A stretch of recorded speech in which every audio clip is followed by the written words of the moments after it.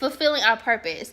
So not just like getting up every day and going to a job just because we feel like we have to in order to make ends meet, but more so doing the work that's in our heart, that we're passionate about, that we get up every day and we're excited about going to, to work, whatever it looks like for you. But we're excited about doing that work and being able to earn income from doing that work. Like, that's what 2019 is all about, I feel. And I'm excited about that. I will be releasing my first book next year. And it's the book that I think really explains my process and my journey. But also, God has told me that it's going to motivate millions of women and men, period. Like, just because it's going to show, like, how deep you can be in the trenches of something, and you can grow out of that, and there is no limit to what God can do. So I'm so excited about that in itself, and just being able to travel the world and share my story, and adding that extra layer on it, the fact that I'm a therapist, so I can talk about healing, the healing process and the grieving process, and overcoming, not just from my own personal experience, but from a therapeutic process, and so where I've been able to work with people like in small groups, maybe up to 12 people, and definitely one-on-one. But in this next layer, in this next phase of my life, I'll be able to be in a room with hundreds or thousands of people and affect each one of them. And that in itself is amazing to me, and I do not take that lightly. And that's why my spirit is filled when it comes to thinking about 2019, because it's like expansion. And again, like I said, if you've been doing the work, if you've been planting the seeds and planting the foundation, laying that foundation, then we'll be able to see it. Everyone around you will be able to see the work that you've been doing, because this is the year of manifestation. I just feel it. So I'm very excited about that. I'm excited to work with amazing people. But I really wanted to share this with you guys before. I know I get into this little thing, but I can't help it. First off, let me show you this real quick. I got this today. I always keep me a calendar. Like, I love, like, when it's time for a new year, I'll, go to Walmart and get this. It's the one that's like this. And I hang it on my refrigerator. And I got the one that's like black and white because it'll be on my stainless steel refrigerator next year. So I want it to match and not clash too much. And you know what? I don't know. I may not be able to put it on that because it's going to be like extra fancy. So I may not be able to put this on that. But I'll put it somewhere like in my office probably. But anyway, I was reading this book. And it's called, let's see. I got it from the library. It's called Build Your Dreams, How to Make a Living Doing What You Love by Alexis Irving and Chip Hayden. It is from the library. You guys can see it. And there was a chapter in this book that really, I was like, okay, I like this. And it's something that I would do as a therapist with a client, but I just really wanted to sit and do it with myself.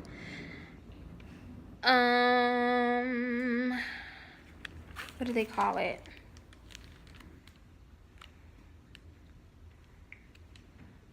I love it.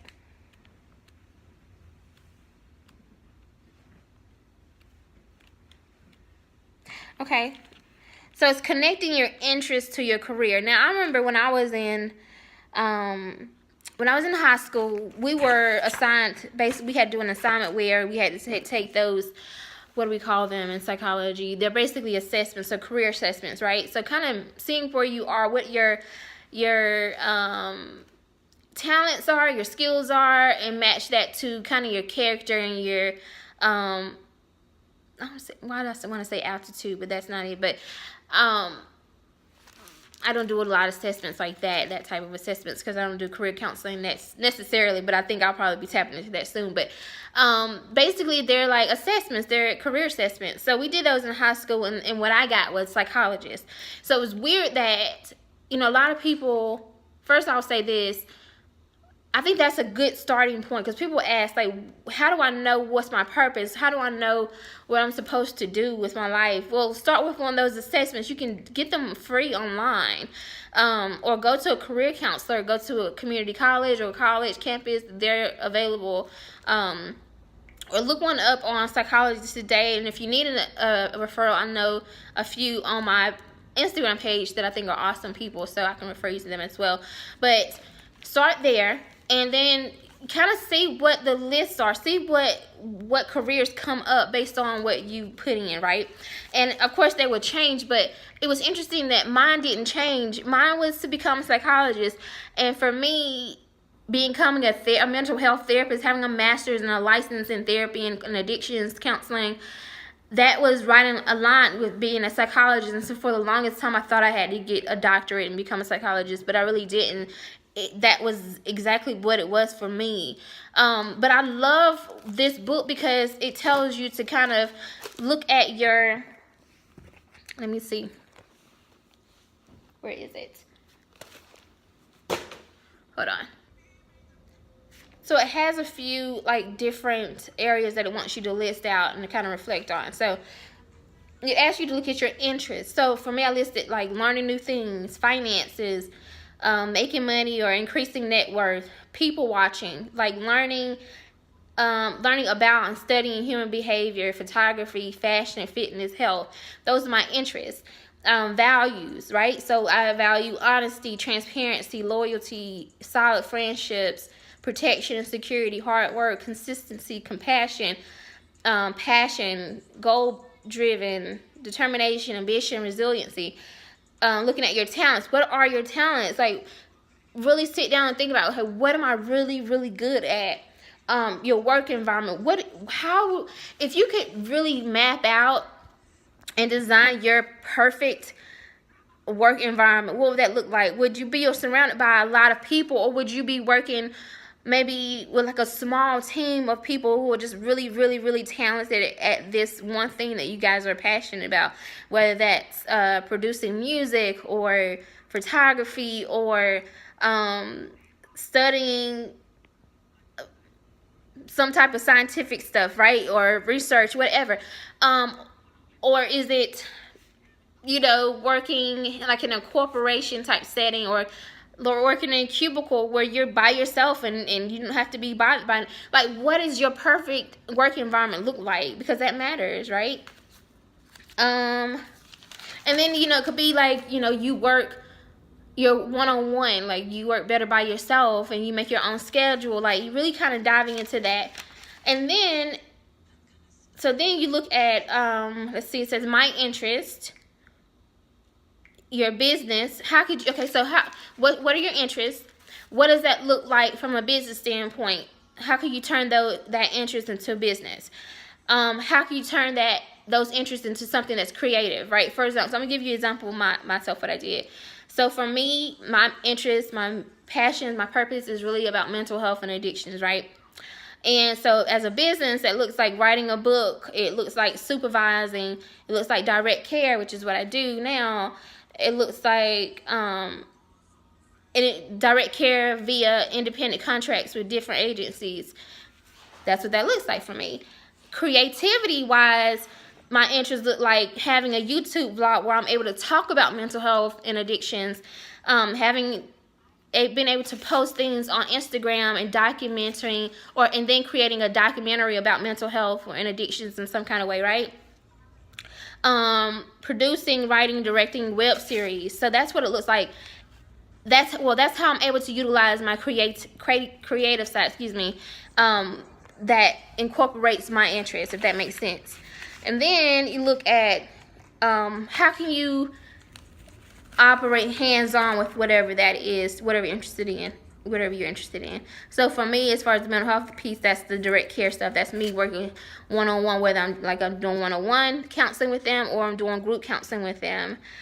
Scientific research, for me, that's writing for and publishing for Psychology Today or Counseling Today magazines, and being able to kind of share that with my colleagues, and then becoming an expert in my field.